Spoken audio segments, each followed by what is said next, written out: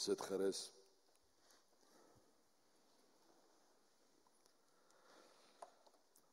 Ons tema vanoggend is, bære die uitveer, Jesus het getuig. Vanoggend gaan jy moet vasbyt. Ons het 4 tekste waaruit ons gaan werk, en vanoggend gaan dit uit Openbaring uit wees. En die rede hoekom ek na vanoggend se skrif wil kyk is, ek kry soveel mense wat onseker is. Wat word van my? Gaan ek regtig hemel toe? Waar eindig dinge op? Wat van die oordeelsdag? Wat gaan met my gebeur? En mense is bang daarvoor, met goeie rede. En ek wil vanoggend spesifiek daarna kyk, en ek wil hê jy moet vanoggend besef, wat het Jesus gedoen? En ons gaan 'n bietjie kyk, en jy gaan moet saam met my vat al die pad. My kinders sê partykeer ek kom met 'n draai, en vanoggend kom ek met 'n wye draai, want ons moet 'n sekere klomp goed verstaan, om uiteindelik by die teks uit te kom vanoggend. Nou wil ek jou vra, hoeveel keer het jy al jou naam neergeskryf? Baie, ja, verskriklik baie. Byvoorbeeld, jy het dit neergeskryf op stukke papier, 'n register wat jy moes invul, by 'n sekuriteitshek gebeur het, deesdae so baie. In die ou dae het jy 'n cheque geskryf, nee. Jou naam moes daar opgewees, ja, ek sien die kop beskit. By die dokter se ontvangs moet jy skryf. En miskien het jy dalk jou naam in 'n boom uitgegraveer saam met die liefde van jou lewe. Maar ergens langs die, ek sien as mense wat lag daaroor, ergens het jy jou naam geskryf. Ek weet nie of jy dit besef nie, maar die eerste keer wat jou naam geskryf is op jou geboortesertifikaat. Want dis jou identiteit. Ons moet weet wie jy is. Anders gaan die mense die mekaar raak, en dan moet jy later in die hospitaal vir jou 'n ander baba kies, en dis nie wat jy wil hê nie. Maar jou naam is jou identiteit. En dan natuurlik daarna is dit jou van, jou ID-nommer, en ek dink deesdae is die groter identiteit jou selnommer, want dis belangrik, jy weet aan wie en wat jy is. Nog iets oor jou naam, as jou naam uitgeroep word, dan reageer jy mos. Want dan is daar 'n situasie wat gebeur, wanneer jou ma jou roep, of jou pa, en daar's 'n sekere stemtoon in daardie selfe naam, dan weet jy, nou is daar moeilikheid. Dis dieselfde naam, maar hy naam word gebruik om vir jou iets te sê, want dit gee jou identiteit. Ek wil met julle iets deel, ek is baie bevoorreg. 'n Goeie vriend van my, het my in hierdie week 'n nuwe beld gekoop. Man, en jy sal nie glo nie, my naam is net so lank daarop, uitgegraveer of gemaak. Jy kan na die tyd kom kyk as jy my nie glo nie. Ek weet nie presies wat's die lewe nie, die rede nie, maar ek dink dit is sodat ek nie kan wegraak nie. Dis seker daaroor, ek kan nie wegraak nie, ek kan enige plek wees, kyk net na die ou se beld en jy sal hom kry. Maar jou naam stap saam met jou vir ewig, selfs as jy dood is. Selfs as jy alreeds weg is. Die naam stop nie die dag as jy doodgaan nie, nee. Ek wil met jou iets deel, wat 'n bewys daarvan is. In Matteus 17, vanaf vers 1 tot 3, vat die Here Jesus vir Johannes, Petrus en Jakobus saam met hom op 'n berg. En op hierdie berg gebeur die verheerliking van die Here Jesus. Sy gesig begin straal en alles. Maar in daardie selfde oomblik verskyn Moses en Elia ook op die berg. En is in gesprek met Jesus en hierdie 3 disippels. Nou, wat interessant is, dit was nie spooke of gedaantes van mense nie, dit was letterlik Elia en Moses, want dis wat in die skrif staan. Hulle was herkenbaar en hulle het hulle name gehad. Al was Moses 1400 jaar voor hierdie gebeurtenis oorlede. Al was Elia 900 jaar voor hierdie tyd in die hemel opgeneem, het hulle name nie weggeraak nie. Hulle name het saam met hulle gegaan. Hulle name het nie verander nie, want hulle was herken met hulle name. So my en jou naam gaan saam met jou. Maar hoekom? Daar gaan 'n tyd en 'n dag kom wat ek en jy ons name gaan baie nodig hê, soos in baie. Want daar is 'n tyd en 'n dag wat daar moet gekyk word, is jou naam in die boekrol van die lewe. En dis waaroor dit vanoggend gaan. Waaroor gaan die boekrol? Ek praat hier van 'n boekrol, jou naam moet ergens, jy moet vanoggend vasbyt. Ek wil eers 'n bietjie stop vir die kinders. Nou, in daardie tyd het hulle nie 'n boek gehad wat so gebind was nie. Glad nie. Hulle het 'n boekrol gehad, wat hulle kon ooprol. Die Bybel was in boeke in die antieke tyd, ook in boekrolle. Maar 'n boek was in 'n rol opgerol, en dis die manier hoe hulle geskryf het. So dit is waarheen dit verwys. Daar is 'n boek, en in hierdie boek word jou naam geskryf. Maar nou wil ek bietjie gaan kyk, waar pas hierdie boekrol nou in? So, in die Bybel is daar 'n paar plekke. So, ons gaan vandag van Exodus tot by Openbaring kerk hou. Is julle reg daarvoor? So kom ons begin heel in die begin. In Exodus, julle sal onthou dat daar 'n ding gebeur, die goue kalf. Moses is te lank op die berg, die Israeliete is miskien dalk bietjie verveeld ook, maar hulle is nie gelukkig nie, waar's God? En hulle maak die goue kalf.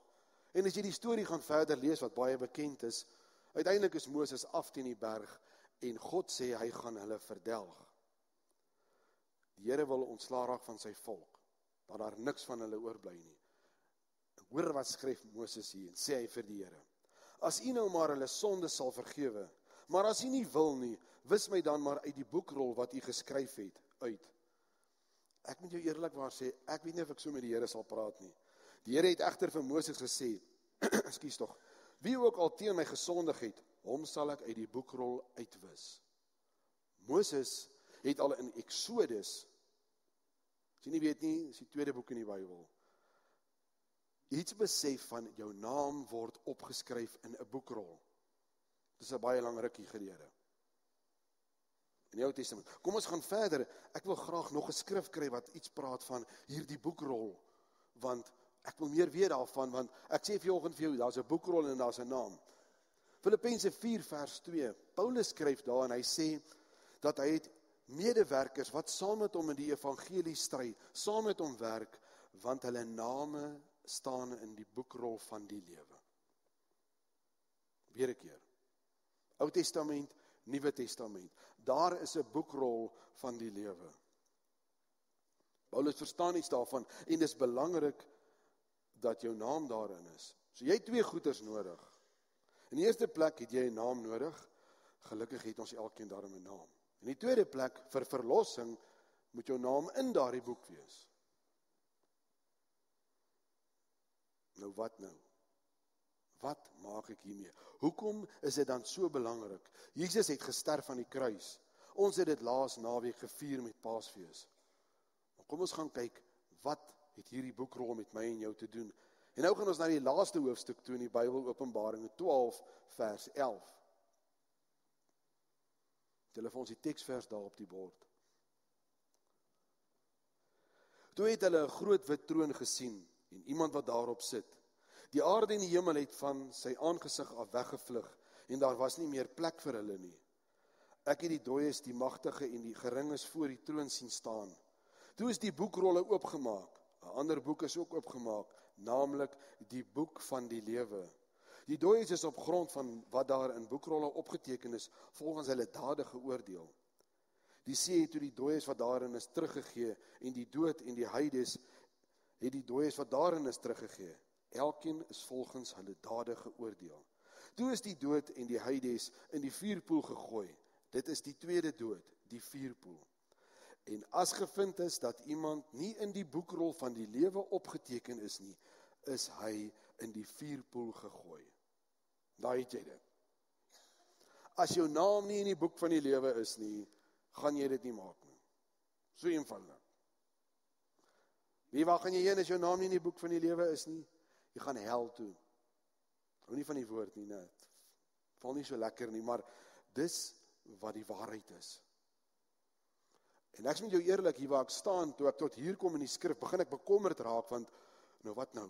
Hoe gaan ek het reg kry om my naam in hierdie boek te kry, want sê nou net my naam is nie in hierdie boek nie, ek gaan elke Sondag kerk toe, ek gee 10, ek doen alles wat ek moet doen, wat van my naam in die boek? Daarom sal ons moet kyk na skrif, want skrif interpreteer skrif. So, ons is nog nie klaar met Openbaringe nie. En voor ek verder gaan met Openbaringe, het jy gesê, volgende moet jy vasbyt saam met my, wil ek vir jou 'n stukkie inligting gee, voordat ons verder in hierdie boek lees, dat jy so bietjie verstaan, wie praat met ons in Openbaring en hoe praat hy? As jy begin in die boek Openbaring, en ek weet, almal skram weg, en ons het nou net 'n skrif gelees, en dan is daar vreemde goeters, en jy lees van drake, mense is bang vir openbaringe. Maar as jy begin, en kom ons kyk bietjie eers na agtergrond. Die boek Openbaringe is 'n profetiese, apokaliptiese boek. Met ander woorde, daar is 'n groot gedeelte profesie, wat gaan gebeur, en daar is 'n gedeelte wat nog gaan gebeur in die eindtyd. Maar hierdie boek is tydloos. Hierdie boek is geskryf vir die kerk van 2000 jaar gelede, maar ook vir die kerk van nou. En ek gaan dit vir jou vanoggend wys. Want Johannes was in omstandighede waar die kerk vervolg was. Die boek is omtrent 90 jaar na Christus geskryf. Die kerk is vars, hy's nuut. Mense weet nog nie veel van ander goed nie. En die kerk kry swaar. Dis die omstandighede waarin die boek geskryf is. En daar's vervolging. En hierdie boek is geskryf om vir die Christene te sê, hou vas. Die einde gaan kom. Moenie bang wees nie.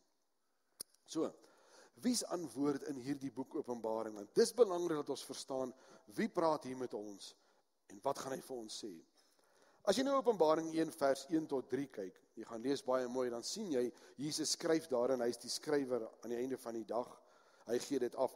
Dit is God die Vader, wat dit openbaar aan Jesus Christus, wat dit openbaar aan sy engel of die boodskapper, wat dit vir Johannes gee, om neer te skryf vir die gemeente, soos ons. Dis die pad wat dit moes volg. En die hele boek Openbaring gaan net oor een ding, Jesus Christus. Dis die primêre kerndoel van die boek. Maar as jy na die eerste 3 hoofstukke kyk, dan sien jy die boek begin deur met die kerk te praat. Die Here Jesus kom en begin praat, en hy praat in die eerste 3 hoofstukke met die eerste 7 gemeentes in Asië.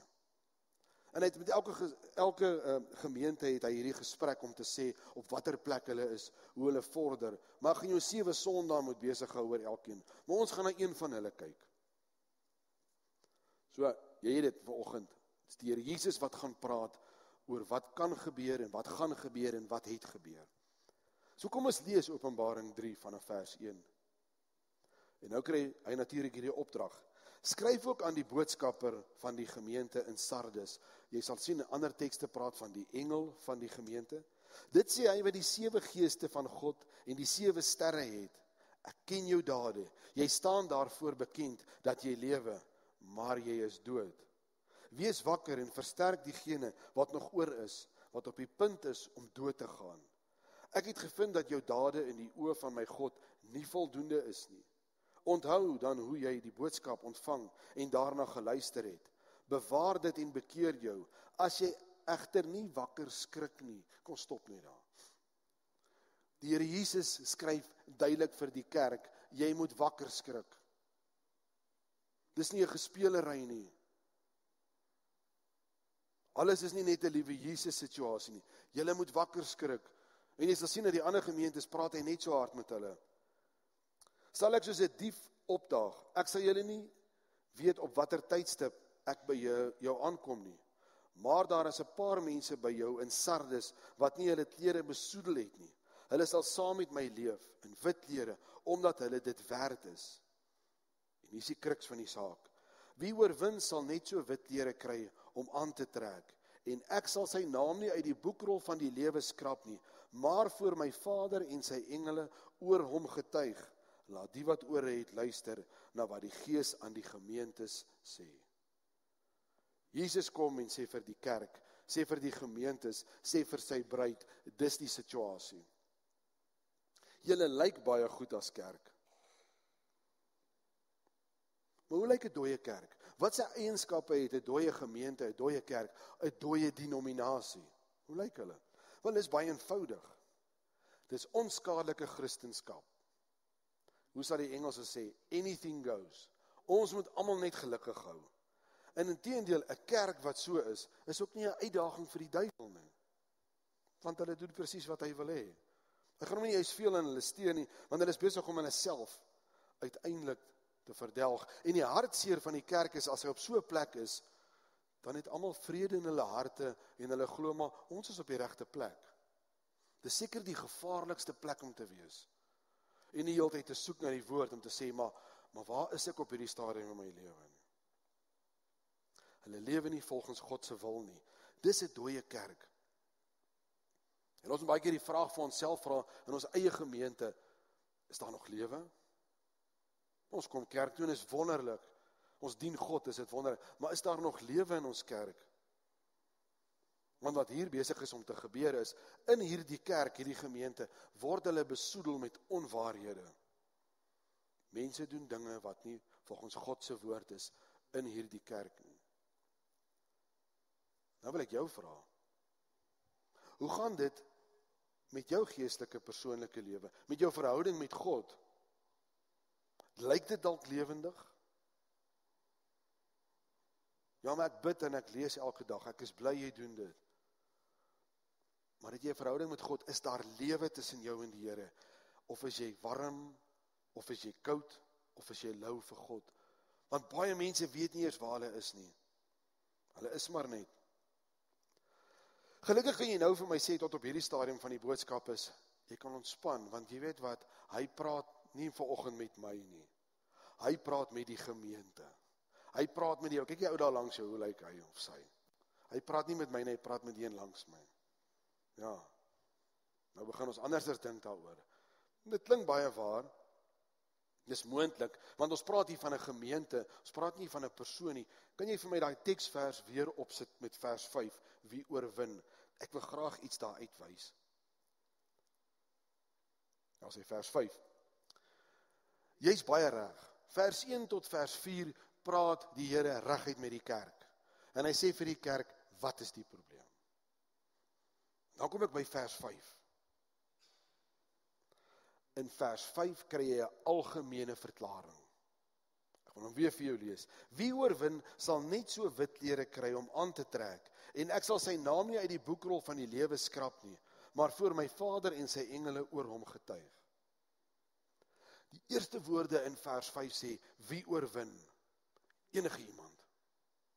Enige iemand. As jy na die Engels kyk, dan gaan hy praat van he that, Afrikaans, hy wat oorwin, he that conquers. En hy praat in enkelvoud. Die oorspronklike woord is 'n enkelvoud woord. Met ander woorde, dis nie 'n groep mense nie. Nou praat die Here met een persoon op 'n slag. Nou dit met elkeen van ons persoonlik te doen. Hy gaan verder en dan sê hy hierso, ek sal sy naam en ek sal hom getuig. As jy die woord sy en hom vat in die oorspronklike Grieks, dan kry jy die woord autos. Dit is enkelvoud in die derde persoon en hier word gepraat met jou. Ek weet in die Afrikaans praat ons van hy en hom. Hier word van ons gepraat. Aan die ander woorde, hierdie skrif vanoggend oor hierdie boekrol is toe nie net vir die kerk nie. Dis vir my.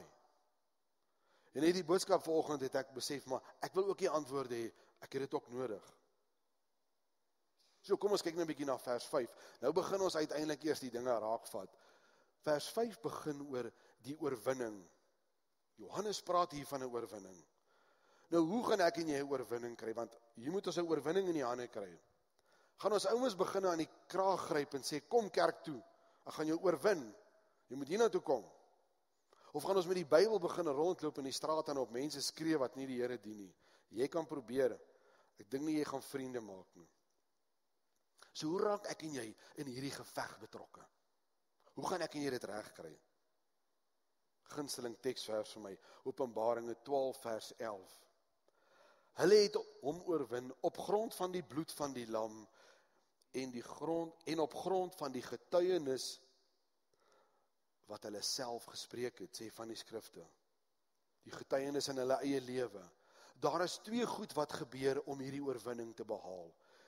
Die ene is die bloed van die lam. Ons het dit laasweek gevier. Dit het gevloei. En die ander ene is getuienis.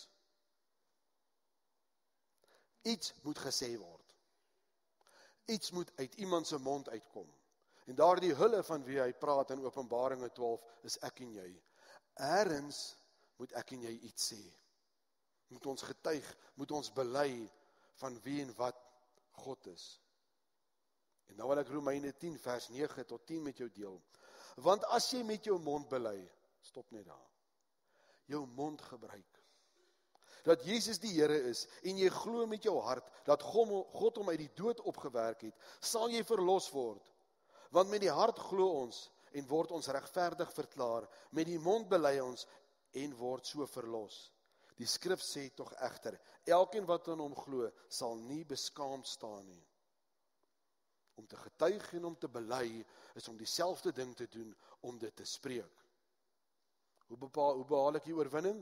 Ek moet spreek. Wat moet ek spreek? Wat moet ek getuig? Romeine. Want wanneer ek en jy getuig, en ons glo in die Here, dan weet ons waaroor dit gaan. Nou die mooiste deel hiervan, moet net nie my plek verloor nie. Die mooiste deel in hierdie gedeelte is, die Here Jesus sal nie laat ek en jy skaam staan. En nou kom ons gaan terug na die boekrol toe, dis nou waar ek jou wil vat vanoggend, waar die boekrol oopgemaak word en waar die oordeel gaan gebeur. Dan staan dit baie duidelik daarso, dat die Here Jesus sal getuig van my en jou. In Romeine sê hy, dat hy sal ons nie beskaamd laat staan nie. So wanneer ek en jy voor God gaan staan vir die oordeel, sal ons nie beskaamd hoef te wees nie. Want die Here Jesus gaan letterlik voor jou instap en vir die Here sê, vir die Vader wat oordeel, hy's myne. Hy's myne. Ek het hom gekoop met my bloed. Kyk maar, bære die uitveer, want sy naam, haar naam staan in die boek, want die lam se bloed het gevloei, en die boekrol is die naam in, want hulle het getuig. Belydensklas vra vir my laas jaar, oom, hoe is dit moontlik dat ons kan verlos word? Hoe is dit moontlik? Nee, daar's 'n catch. Dit werk nie so eenvoudig nie. Ek gaan dit weer vir jou lees. Ek is baie lief vir hierdie teksvers. Want as jy met jou mond bely dat Jesus die Here is en jy glo met jou hart dat God hom uit die dood opgewek het, sal jy verlos word. Dis hoe eenvoudig dit is. Maar nou moet jy pas op. Nou kan jy miskien redeneer, maar my naam is in die boek van die lewe. Een keer gered, altyd gered. Nou maak ek net wat ek wil. Nee. Want as jy met jou mond bely en met jou hart oortuig is, gaan jy doen wat hierdie God wil hê.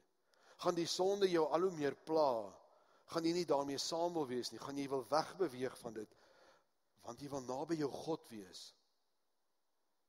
Dis jammer dat ons baie keer eintlik wag vir die eindvletjie. Ons wag vir die eindvletjie, want dan gaan ons miskien by die Here wees. Nee.